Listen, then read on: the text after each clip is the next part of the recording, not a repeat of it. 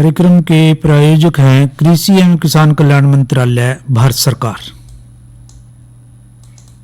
हर जोखिम से निकल कर फसल आए, सुरक्षित हो जाए।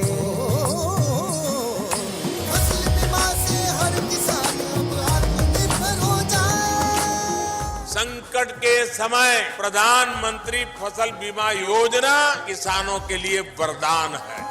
अब सूखा पड़े या बाढ़ आ जाए कोई डर नहीं, अब ओले पड़े या कीट पतंगे फसल खा जाए कोई फिक्र नहीं, क्योंकि हमने लिया है प्रधानमंत्री फसल बीमा। बुआई से फसल कटाई तक हर जोखिम का दावा, न्यूनतम प्रीमियम पर अधिकतम भुगतान का वादा। योजना से हर साल जुड़ रहे हैं 5 करोड़ से ज्यादा किसान। अब आपकी है बारी। नजदीकी कृषि कार्यालय, सहकारी समिति, बैंक शाखा, अधिकृत बीमा कंपनी या जन सेवा केंद्र में स्वेच्छा से करा सकते हैं पंजीकरण। फसल बीमा पोर्टल या फसल बीमा ऐप द्वारा भी कराया जा सकता है पंजीकरण। प्रधानमंत्री फसल बीमा योजना, आपकी फसलों का संपूर्ण सुरक्षा कवच। कृषि एवं किसान कल्याण मंत्रालय, भारत सरकार।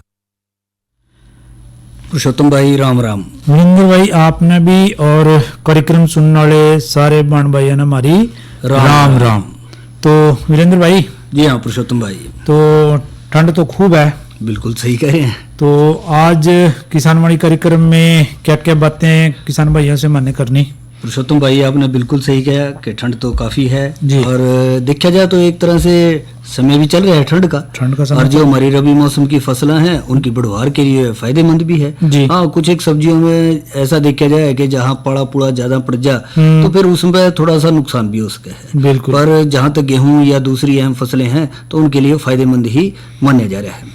तो ऐसे में आप देखे हैं कि जो हमारी फसलें चल रही हैं जी, मौसमी खरपतवार या कई बार कुछ कीड़े या कुछ बीमारी वो जो है फसलों पर प्रकोप करते हैं जी, तो उनकी रोकथाम जरूरी है। बिल्कुल। बताओ उनकी रोकथाम किस तरह? काढ़े से भी रोकथाम करनी जी हाँ, और उनकी बीमारियों से भी करनी। बिल्कुल सही कह रहे हैं। तो उसमें वीरेंद्र भाई एक बात तो आवा जरूर है क्या कि जो भी किसान भाई छिड़काव करा है तो छिड़काव इस तरह से करा है कि एक तो हमारे जो कृषि वैज्ञानिक हैं जी हाँ उनकी देखरेख में जरूर करें। ये तो आपने बिल्कुल सही कही कि उनकी देखरेख में तो सारा काम चला ही है। हाँ, और एक साथ में वीरेंद्र भाई जो छिड़काव यंत्र है ना हमारे जी हाँ, वो कई बार हम थोड़ी सी लापरवाही कर जाए जी हाँ, और कई कई दिन रखे रहा, कई महीने रखे रहा। हाँ सही कह रहे हैं आप। तो उनका जो छिड़काव यंत्र है हमारे, उनका प्रयोग है उसको सावधानी से करना माने। बिल्कुल सही कहा है। तो पुरुषोत्तम भाई आपकी इसी बात को ध्यान में रखते हुए आज हमारी चर्चा का विषय रहेगा छिड़काव यंत्रों के प्रयोग में सावधानियां। इसके साथ साथ पुरुषोत्तम भाई करेंगे मनोरंजन और साथ ही आप जानो हो खेती बाड़ी से लगते और दूसरे जो समसामयिक विषय हैं उनके ऊपर भी करेंगे चर्चा। तो पहले मेरे ख्याल में चर्चा कर लें छिड़काव यंत्रों के प्रयोग में सावधानियों पर। हाँ बिल्कुल, जैसे आप कह रहे थे कि कोई भी फसल है उसमें हानिकारक कीट हैं, बीमारियां हैं या फिर खरपतवार हैं, इन और क्योंकि रसायनों का प्रयोग तो खूब कर रहे हैं हम। हाँ ये तो आपने सही कहा कि उसके साथ देखा जाए जो कीटनाशी हैं या फिर जो खरपतवार नाशी हैं तो उनमें जो है कई तरह के जो हमारे कीटनाशी वगैरह सब जो है रासायनिक चीजों के जरिए बने हुए हैं और उनका इस्तेमाल भी कर रहे हैं। हाँ। तो अब बात यही आ रही है कि जब हम इसके लिए जब हम छिड़काव यंत्रों का इस्तेमाल करें, और इसमें एक और भी है पुरुषोत्तम भाई, छिड़काव यंत्र भी कई तरह के आ रहे हैं। कोई हाथ से चलने वाला, कोई पैर से चलने वाला, कोई आजकल तो ट्रैक्टर से चलने वाले भी आ रहे हैं, बड़े बड़े भी आ रहे हैं। तो बहुत से है, जैसे हस्तचालित है, पैर द्वारा भी यंत्र चल जाए है, बाल्टी प्रेयर है, स्प्रेयर है जी हाँ, हस्त वाले स्प्रेयर हैं। हाँ, वो उसने कहते हैं हस्त दाबिया स्प्रेयर के। हाथ से दबाव बनावेंगे तो अपने आप जो आगे की तरफ वो छिड़काव तो लेकिन जो हाथ से चलाने वाले हैं ना वीरेंद्र भाई जी हाँ, उनका प्रयोग ज्यादातर हम छोटे जो बाग हैं, छोटे खेत हैं, गोदाम है, पोल्ट्री फार्म है या रिहायशी इलाके हैं उनमें कर सकते, उनके में कर रहे हैं। और आपने देखा होगा आजकल जो है कई जगहों पर ये भी देखा जा रहा है कि जिस तरह से संक्रमण मुक्त जो चीजों को कर रहे हैं, या फिर ये आप कोविड-19 का जो प्रकोप चल रहा है उसको रोकथाम में भी जो है इनका छिड़काव यंत्रों का इस्तेमाल बढ़ रहा है। तो यंत्र तो एकदम बढ़िया रहना चाहिए, बिल्कुल साफ सुथरा होना हाँ। चाहिए। वो कई बार देखा जाएगा कि जंग जुंग लग रहे हैं, हाँ, वो उस तरह के यंत्र का प्रयोग ना वो करें। यूं हो जाए पुरुषोत्तम भाई, अब किसान भाई तो पूरी तरह से इस्तेमाल कर रहे हैं। अब मान लो एक फसल पे छिड़काव कर दिया, जी जी, और उस पे से जो भी उनकी जिस उद्देश्य के लिए वो करे था वो पूरा हो गया, पूरा लिया, तो उसके बाद जो छिड़काव यंत्र है वो खुंटी पे टांग घंटी दिया। पे टांग दिया। पर वो यहाँ पे थोड़ा सा ध्यान रखना है कि ध्यान उसको रख- धो के साफ करके नोजल का ख्याल रख के अच्छे से ढक के उसको रखें, खुले में ना रखें, हाँ। तो जंग वगैरह ना लगे, मिट्टी वगैरह ना पड़े, तो जी। ये चीजों का ध्यान रखेंगे तभी तो। और इस्तेमाल करने से पहले भी पुरुषोत्तम भाई उनको अच्छे से अच्छी पहले तरह टेस्ट कर लें एक हाँ, तरह से। साफ कर दें। यदि कोई छोटी मोटी कमी है भी तो जो भी नजदीकी इनके रख रखाव करने वाले जो ध्यान रखे हैं उनसे दिखा लें और उसका इंतजाम करवा के फिर इस्तेमाल करें। हाँ, बढ़िया क्योंकि चलेगा। वीरेंद्र भाई उसमें ना जो आगे पंप लगा हुआ है उसमें तो छोटे छोटे छिद्र है ना, बिल्कुल हाँ, ये आपने सही किया, जो नोजल। नोजल, हाँ, तो उसमें नोजल में वो जो छिद्र ही बंद हो गए तो वो फिर वो छिड़काव सही नहीं होगा। यहाँ आपने बिल्कुल सही कही पुरुषोत्तम भाई। और एक बात याद आ गई मेरे,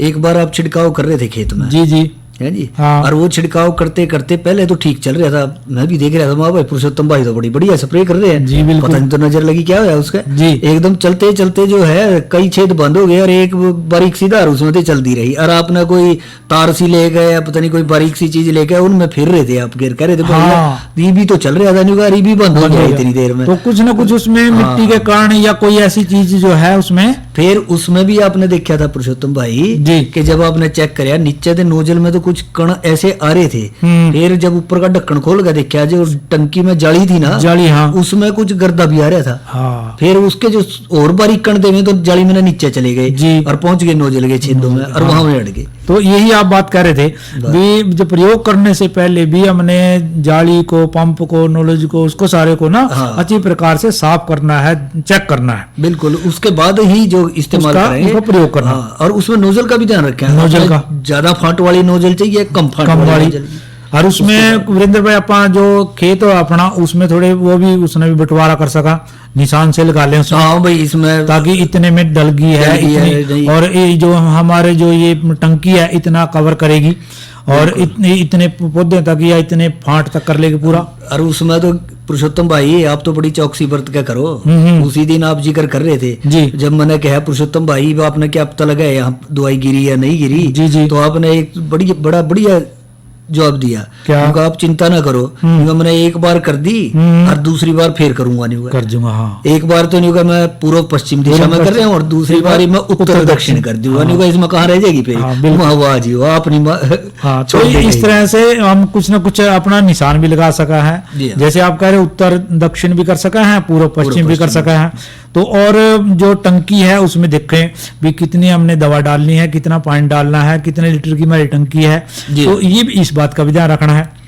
बिल्कुल, क्योंकि उसमें दवाई का और पानी का अनुपात सही नहीं लेंगे तो वो असर नहीं करना। असर नहीं करने का, फिर किसान भाई यूं कहेंगे यार दवाई भी महंगी वाली छिड़की थी यार, ठीक से असर नहीं होया। पर यो तो नहीं देखा उसमें पानी जितना चाहिए था, हाँ। चाहिए तो मान लो उसमें पानी 10 लीटर था जी, और जी। पा दिया 15। और वीरेंद्र भाई या उसके दवाई कम पानी। जो डिब्बा ले आवा ना आप, जी हाँ। उस पे भी लिखी हुई है बात। हाँ, ये बात सही कह रहे हैं, हाँ। पहले उनको पढ़ लें, उनको पढ़ लें। उनके अंदर से भी निकला एक पत्रिका निकला, बिल्कुल, छोटी छोटी सी हाँ, एक बच्चे बिल्कुल। से निकला, हाँ। उन्हें पढ़ लें, उन्हें पढ़ लें। जी तो एक तो उनको साफ करना, जैसे आप कह रहे थे टंकी को, पाइप को, नोजल को अच्छी प्रकार से साफ कर लें। और टैंक में यदि दवा घोल के ना दवा घोलने से पहले ना वीरेंद्र भाई एक बार पानी भर लें, जी हाँ, और खाली पानी भर कर देख बिल्कुल ले सही और उन्हें है। चला कर देख ले, चला कर देख उससे पता लग जाए स्प्रे पंप सही ठीक ठाक काम कर रहा है कि नहीं। हाँ, जी हाँ। हाँ, कहीं वो अच्छा टंकी में कहीं रिसाव ना हो। हाँ, ये भी हो बात आप सकता सही है। कह रहे हैं। हाँ, हाँ, कई बार जैसे आप कह रहे थे अभी बड़ी टांग दी बना तो हाँ, महीने क्या वास्ते है? 2 महीने वास्ता, जी हाँ, या जी। कहीं ऐसी जगह रख दी जहाँ नीचे मिट्टी से गड़ के वो और वो थोड़े बहुत उसमें कोई जंग लग गया, जंग कुछ लग ऐसा गया, छेद हो गया। जी हाँ, और तो अच्छी प्रकार से उसको देख लें और उसको अच्छी प्रकार से पानी को भी या उसको जो जैसे दवा वो घोलते हैं उसमें भी कोई ऐसा कण नहीं बचना चाहिए। बिल्कुल बिल्कुल। कहीं ऐसी वो दवाई होती है ना। और छिड़काव करते समय एक बात को और ध्यान रखा, वो क्या कि जो अपना शरीर है ना, जी हाँ, शरीर को भी अच्छी प्रकार से ढक लें। ये आपने बिल्कुल सही कहा, क्योंकि कई बार यूं भी हो जाए पुरुषोत्तम भाई, जी। हाथ पे या शरीर पे, कमर पे जी, कोई जी। कोई ऐसा घाव वगैरह हो रहा हो, छोटा मोटा हो रहा हो, तो जहरीला तत्व तो वहां भी असर कर सके। हाँ। तो वो तो पहली बात तो बचाव करें, बचाओ स्वस्थ हो तभी जो है छिड़काव का काम करें और अनुभवी हो। अनुभवी हो, यानी कि हाथों में दस्ताने पैर ले, जी हाँ, पैरों में अच्छी प्रकार से जूते दूसरे वाले पैर प्लास्टिक वाले, हाँ, जिससे कि गारे वगैरह में गारे दवाइयों वगैरह का में सीधा नंगे पैरों पर असर ना हो, ऊंचे ऊंचे और- हवा गुड्डे तक के। बिल्कुल बिल्कुल, हाँ। और फिर मुंह पे अच्छी प्रकार से ढक लें उसको, कपड़ा बांध लें उसको, और आंखों को भी बचा के रखा अपनी, जी हाँ। और इस तरह से पूरे शरीर को हमने ढकना है। अच्छा पुरुषोत्तम भाई, एक बात बताओ, जब हवा चल रही हो हाँ, तो क्या किस दिशा में चलना चाहिए पंप? बहुत बढ़िया बात करी आपने। हवा बहने की जो दिशा है उसी दिशा में ही हमने छिड़काव करना चाहिए, जी हाँ, नहीं तो उल्टी दिशा में छिड़काव करेंगे ना वीरेंद्र भाई, तो वो जो पंप फेंकेगा आगे वो वापस हमारे शरीर पे गिर सका, हाँ, और सही उसको वो छिड़काव भी नहीं होने का। बिल्कुल बिल्कुल सही कह रहे हैं। तो इस करके हवा की दिशा में ही हमने छिड़काव जो है करना है। और एक बात और साथ साथ बता दो जी। भैया, हम्म, मान लो ये 5-7 किले में कर ली छिड़काव, फिर ये तो आप जानो प्यास भी लगेगी, हाँ। चाय पानी का भी जी करेगा, रोटी भी खानी है, बिल्कुल। तो इस दौरान क्या खा खुले या चलन दें? उसमें तो या वीरेंद्र टाल भाई, मारे? ना ना ऐसा करना पड़ेगा वीरेंद्र भाई कि हमने सोचना चाहिए कि मैंने 1 किले में 2 किले में छिड़काव करना आज, जी हाँ, तो वो छिड़काव 2 किले की बजाय 1 में कर लो, ठीक, लेकिन 1 किले में छिड़काव पूरा करने के बाद फिर हाथ धो लो अच्छी प्रकार से साबुन से, जी हाँ, पैर भी धो लो, मुंह को भी अच्छी प्रकार से धो ले, फिर ही कोई खाने पीने की बात हम कर सकते। बिल्कुल सही कहा। और जो उसका डब्बा है उसने भी बाहर दूर रखो। बाहर, और इसी तरह से जो हमारे खुले में कोई चीज नहीं होनी चाहिए। जी हाँ, जी हाँ, खुले में हमने ना तो दवा मिलानी है, और जो पशु है, बच्चा है, ये इनको भी उससे दूर रखना है। बात सही कह रहे हैं, ये भी आप। अरे एक और साथ साथ मेरे खाने पीने की चीज में बात याद आई पुरुषोत्तम भाई, कई किसान भाई ने थोड़ा सा एक धूम्रपान वगैरह या हुक्का पानी की आदत सी हो आदत हुआ जाती है। है। तो पहली बात तो ये चीज करें ही ना, इनका सेवन ना ही करें। नहीं धूम्रपान जो है वो शरीर के लिए घातक है, बहुत घातक, ज्यादा। बिल्कुल। और जो कोई बहुत ही ज्यादा मजबूरी आ भी गई तो मेरे ख्याल में बीच में तो ना करें, बीच में नहीं, बिल्कुल करा। तो जब उसका काम ये छिड़काव वाला पूरा हो ले ना, हाथ पैर धो के, मुंह धो खाने पीने का के, खाने काम पीने फिर का वो या बीड़ी पीने का काम जो है वो बाद में करें। और ये इसको तो बिल्कुल छोड़ ही दें तो वैसे तो धूम्रपान को उस जैसी सही बात है, ही नहीं है। बिल्कुल सही है। ये अच्छी चीज नहीं है, ना शरीर वास्ते ना दूसरों वास्ते। बिल्कुल सही कह रहे हैं। तो इस तरह से जो हमारे वो यंत्र हैं उनको भी हमने संभालना है, और उसके बाद पानी डाल के उनको, जैसे छिड़काव पूरा हो गया, जी हाँ। फिर उनको अच्छी प्रकार से धोएं, पानी डाल दें उसमें टंकी में, और फिर उन्हें चला लें एक बार। जिस तरह आप कह रहे थे, खाली पानी चला दें उसमें हाँ, से एक बार। पहले भी चलावें और जब धोआ तब भी चला दें उसमें। इसके बाद पाइप उसकी देख लें, नोजल है जो, छलनी है जो, इनको अलग अलग करके भी वीरेंद्र भाई हम धो सका है। हाँ, इनको जहाँ खोल लें। जहाँ, क्योंकि इतना तो किसान भाई भी उससे परिचित हो जाए अपने यंत्र से कि हाँ। इसका रख रखाव हम किस तरह खोल के क्या कर सके, और कोई दिक्कत आवे तो नजदीकी जो भी मरम्मत करने वाला है उसकी सहायता ले। उसके साथ ले थोड़ी सी, वो एक बार बता देगा, फिर हम उसका कर लेंगे। उसके अनुसार फिर उनको धो कर सूखे में थोड़ा सुखा दें। सूखे में सूखने से उनमें जो पानी पुनी लग रहा होगा या दवा का कोई कण लग रहा होगा वो भी साफ हो जाएगा, सूख जाएगा। तो इस तरह से हमने इन सब का जो है प्रयोग बढ़िया तरीके से करना है, और उसकी जो बूंदे हैं वो समान रूप से छिड़काव के समय आनी चाहिए सामने, यानी कि पूरा प्रेशर उसमें जाए, और जितनी गिरनी चाहिए, जितनी हमने निश्चित कर किया स्थान, हाँ। उस सारे में वो अच्छी प्रकार से अच्छा, गिरना एक चाहिए। बात और भी है पुरुषोत्तम भाई, कई बार यूं कहते पंप बड़ा भारी चल रहा है, जी जी, तो इस अवस्था में जो है तो मेरे ख्याल में कुछ तेल तूल दे दें हाँ, उसमें, या ग्रीस क्रास लगा दें जहां भी जरूरत है। जहाँ जरूरत है ना, उसका तेल लगाओ सिलेंडर या- सा है उसमें हाँ, लगा दो, उसमें या लगा दो। वॉशर है, बिल्कुल हैंडल है, जहाँ हाँ, भी उसमें जरूरत पड़े। बल्कि प्रयोग करने से पहले उसमें तेल या ग्रीस लगा दें, हाँ, ये आपने बिल्कुल सही तो कहा। उसको, उससे क्या होगा, वो एकदम बढ़िया हो जाएगा, क्योंकि काफी टाइम से रखे हुआ है, हल्का चलेगा। हल्का चलेगा, और काफी टाइम से रखे हुआ है, वो सही हो जाएगा। सही है। और आजकल एक छोटे छोटे वे भी चल रहे हैं थोड़ा, जो कि इंजन से चल जाए, तो उनमें भी मेरे ख्याल में सही से इंजन वगैरह ने चेक करा लें, देख लें जहां भी तेल वगैरह तो नहीं लीक हो रहा है, हाँ, स्टार्टिंग सही है, हाँ कोई परेशानी तो नहीं है, उसके बाद उसका इस्तेमाल। हाँ, क्योंकि एक वो जो बड़ा जो छिड़काव करेंगे ना, 10 किले से ज्यादा बड़ा छिड़काव, तो हम उसको ट्रैक्टर से ही कराएं, अच्छा, तो उस ट्रैक्टर को भी चेक कर लें, या इंजन को है उसको भी अच्छी प्रकार से चेक कर लें। और उसमें थोड़ा समय भी बचेगा हाँ। और काम भी जल्दी हो जाएगा। बिल्कुल। और देख लें कि जो फलदार वृक्ष हैं, सब्जियां हैं या दूसरी फसलें हैं, कहाँ पर हमने छिड़काव करना है, उसकी पूरी पहले ही प्लानिंग सी बना लें, रूपरेखा तैयार कर लें, और ताकि कहीं पर भी माना छिड़काव करते समय कोई परेशानी ना आवे। वाह जी पुरुषोत्तम भाई, आज बहुत बढ़िया जानकारी आपने दी जो छिड़काव यंत्रों के प्रयोग में सावधानियों पे। और एक थोड़ा सा जिस बात की जो इंतजार कर रहे होंगे किसान भाई, जी जी, थोड़ा उनकी तरफ भी ध्यान कर लियो। हाँ बिल्कुल, आपका इशारा जो है मनोरंजन की तरफ है, और मनोरंजन में भैया ने सुनवा रहे हैं रामदिया शर्मा व रामलाल का गाया यू लोकगीत। तो सुना भाइयों यू लोकगीत।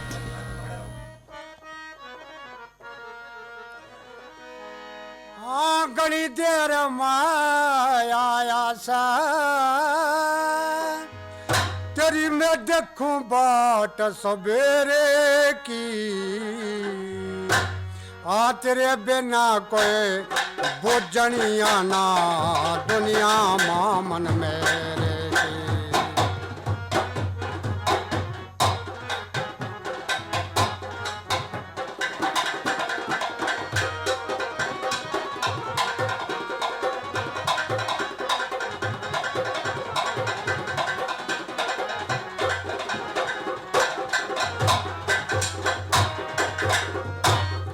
तेरे फिक्र माँ गाता सूख गया भूखी निर्णा बसी का, तू तो कई कई दिन माँ दर्शन देवा किसा चांद बना पणवासी का।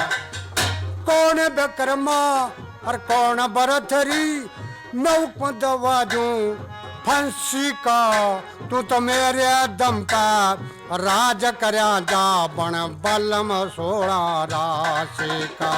हाँ मेरे दम पर राज करया जा बन बलम सोना। मेरे मल्लामा करना चांदना, मेरे मल्लामा करना चांदना, बड़ा रोशनी अंधेरे की, तेरे बिना कोई बोझनिया ना दुनिया मां मन मेरे की।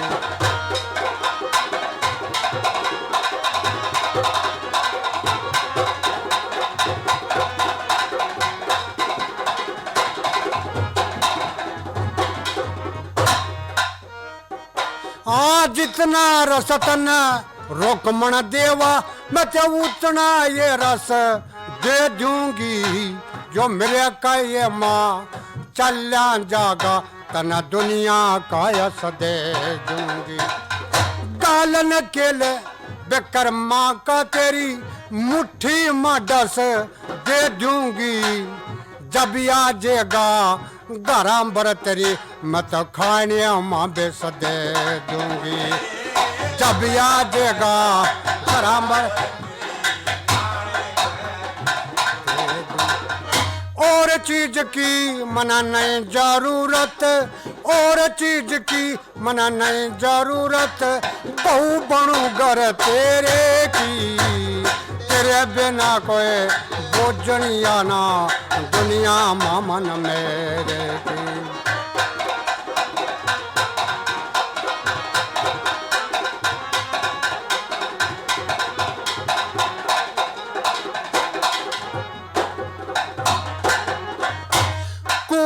जोड़े फिरन दूं ना, कुए जोड़े फिरन दूं ना, पीवन दूं ठंडा पानी, इसी खुशी मन्ना मत ना समझा अकल बंद गणिशानी, इसी खुशी मन्ना मत ना समझा अकल बंद गणिशानी।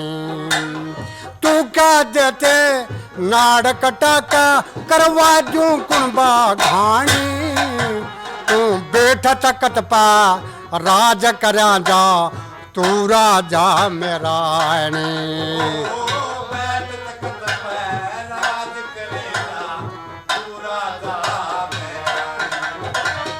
और बात का इवके खुड़का सा और बात का तना के खुड़का तेरे जड़ माया ठठेरे की तेरे बिना कोई बुझनिया ना दुनिया मामन मेरे की।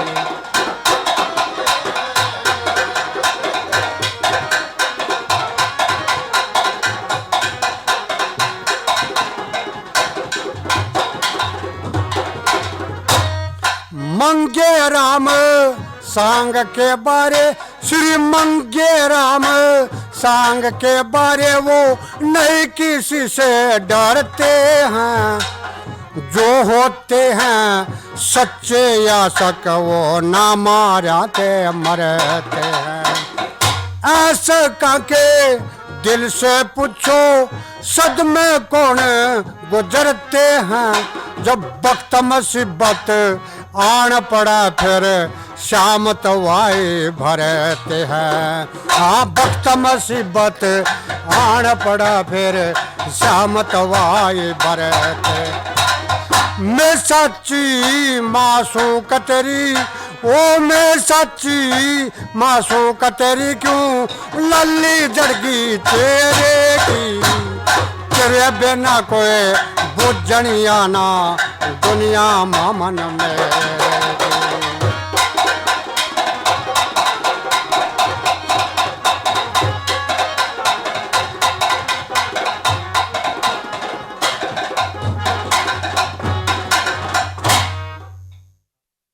तो वीरेंद्र भाई भैया ने सुनी यह रागनी राम दिया शर्मा और रामलाल की गाई हुई। और वीरेंद्र भाई जी हाँ पुरुषोत्तम भाई, एक बात और मैं पूछना चाह रहा था कि जो मौसम की जो मिजाज है वो थोड़ा बदलाव में है, बिगड़ रहा है।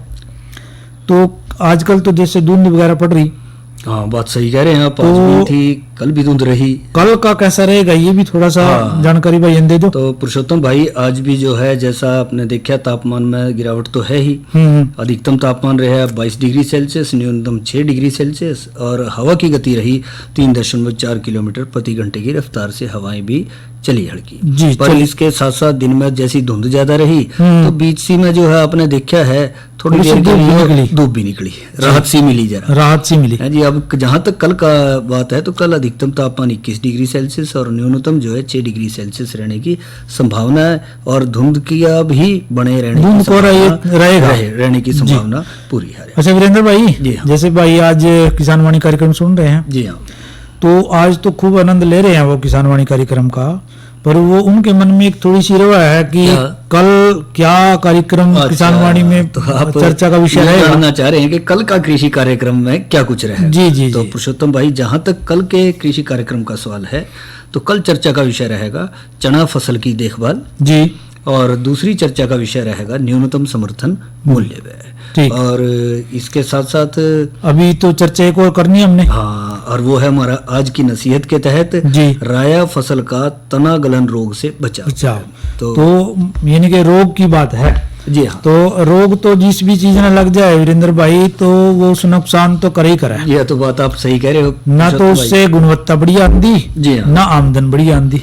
और रबी के मौसम में तिलहनी फसलें जो हैं वो भी अपनी बढ़वार की अवस्था में इन दिनों चल रही है, जिसमें सरसों राया वगैरह जो है अहम फसलें मानी जा हैं। तो ऐसे में जो ये देखा जा है कि इनके ऊपर किसी जैसा बीमारी का प्रकोप हो जा तो वह उसके अनुसार जो है फिर देखेंगे आप इनका 5 से 15% तक जो है पैदावार में गिरावट आ जाए। तो गिरावट तो आएगी जी हाँ। और फसल की अच्छी पैदावार लेने के लिए किसान भाइयों को इस बीमारी के लक्षण और रोकथाम के जो जरूरी उपाय हैं वो जरूर करने चाहिए, बिल्कुल करने पड़ेंगे। और इसके साथ साथ जो देखा जाए है कि वैसे तो तनागलन बीमारी का प्रकोप जो है फसल के जमाव के दौरान से ही थोड़ा शुरू हो जाए जी जी, पर इसके लक्षण जो हैं उन दिनों दिखाई देंगे जिन दिनों कलियां बनने लगेंगी और उसके बाद जो है साफ तौर पर एकदम से बाहर उभर के आएंगे। अच्छा, ये फफूंदी रोग है एक, हाँ इस तरह से आ रहा है। तो अब इसके जहां तक ये बात करेंगे, लक्षण भी पूछोगे आप मेरे ख्याल से, इसकी पहचान तो बता दो। पहचान होगी तभी तो दवा का प्रयोग कर सकेंगे और तभी हम उसने ठीक ठाक कर सकेंगे, तभी उसको जो है देख रेख उसकी अच्छी तरह से करी जा है। तो इसमें जहां तक लक्षणों की बात है पुरुषोत्तम भाई, तो उसमें जो देखेंगे कि यह बीमारी सेक्लोरोटिनिया सकल रोशियम नाम के जो फफूंद है उसके जरिए अच्छा, फफूंदी जो जैसे मैं बात कर रहा था, फफूंदी से रोग है ये। उससे है। और मौसम में जो आर्द्रता की ज्यादा होने पे जी इस रोग के फैलाव में जरा इसके अनुकूल वातावरण बन जाए, नमी नमी ज्यादा हो जाए जी। इसका। और शुरू में तनों पर लंबे आकार के भूरे जो हैं पानी जैसे रंग के धब्बे से दिखेंगे जी, जिसके बाद में जो सफेद रंग की फफूंद सी बन जाएगी उसमें।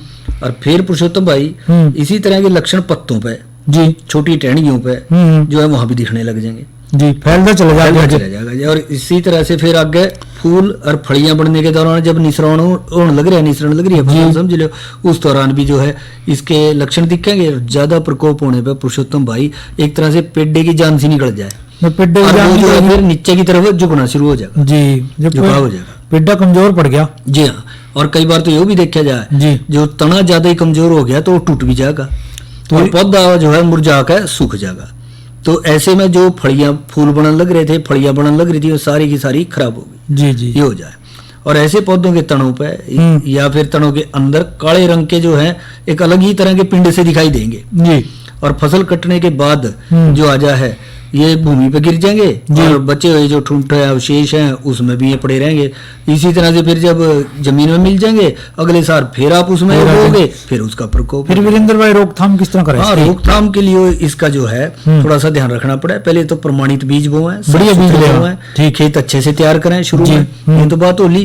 इसके अलावा जो कोई भी जिस तरह बीज का उपचार फफूंदनाशी है बीज का उपचार भी कर ले। हाँ, और अब तो क्योंकि जाली बात, अब तो उसका ध्यान रखना है हमने, तो कोई भी जो फफूंदनाशी आ जाए उसका इस्तेमाल कर सके हैं और उससे जो है इसकी रोकथाम करें। और इसके साथ साथ ज्यादा सिंचाई ना करें क्योंकि नमी के जरिए तो नमी की बात आपने करी थी। जी हाँ। और इसके साथ साथ तनागलन रोगग्रस्त खेत में सरसों की बजाय गेहूं या जौ की काश्त करें और इस तरह से जो है उसकी रोकथाम हम कर सकें। तो ये रहा बात हुई तना गलन बीमारी के लक्षणों की और उसके रोकथाम की। और भैया अब देखो गड़ी भी इजाजत नहीं दे रही आगे। जी हाँ। तो भाइयों से लेवा इजाजत। अच्छा भाइयों, राम राम। और कार्यक्रम के प्रायोजक थे कृषि एवं किसान कल्याण मंत्रालय, भारत सरकार। इधर इधर इधर हम बोल रहे हैं तेरे बीजू का पुतला बोल रहा है? हाँ, पक्षियों से तो हम खेत को बचा लेते हैं, पर इन घातक रसायनों से कैसे बचाएं? मतलब? देख बेटा, तू जो ये अंधाधुंध रसायन मिलाता है ना, मिट्टी की सेहत बिगड़ने लगी है। और जब माटी ही कमजोर पड़ जाएगी तो उपज कैसे सेहतमंद होगी? अरे पहले ऐसा नहीं था। पूछना अपने बड़े बुजुर्गों से, कैसे फसल लहलहाती थी, शुद्धता झलकती थी। हाँ, माटी भी तंदुरुस्त और लोग भी। अरे अब पहली वाली बात कहाँ? पर अब तो सब यही डाले हैं। सब नहीं, आज भी लाखों जागरूक किसान परंपरागत विधि से फसल उगा रहे हैं। खर्चा कम और उपज की कीमत भी बेहतर पा रहे हैं। सच है? रे बेटे, एक्सपीरियंस से बता रहे हैं, धूप में बाल सफेद नहीं किए हैं। हाँ। ठीक है भाई, मैं भी आज से जैविक खेती शुरू करूंगा। माटी से प्रेम की परंपरा है, परंपरागत खेती।